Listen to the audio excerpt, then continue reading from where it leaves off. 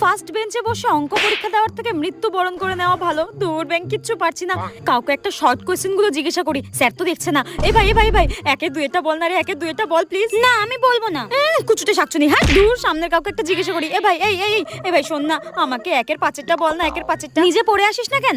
নিজে পড়ে আসিস না কেন? দেবো এক্ষুনি ঘাটটা মোটকে, দেখবি? হাট এখান থেকে। দূর, কিছুই তো লিখতে পারছি না, অন্তত প্রশ্নগুলো হুবহু টুকে যাই। যদি একটা নম্বর দয়া করে আমাকে দেয়। এ ভাই কটা বাজে রে? কি হচ্ছেটা কি? স্যার কটা বাজে জিজ্ঞাসা করছিলাম, প্রশ্ন উত্তর জিজ্ঞাসা করিনি। কটা বাজে জিজ্ঞাসা করছিলাম। সেটা তো আমাকে জিজ্ঞাসা করলেই হতো। 12টা বাজে। 12টা বেজে গেল?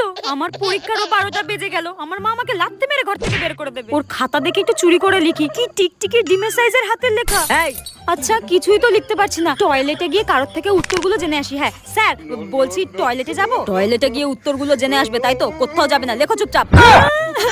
স্যার আপনি কি বাড়ি থেকে পণ করে এসেছেন? আমাকে পাস করতে দেবেন না?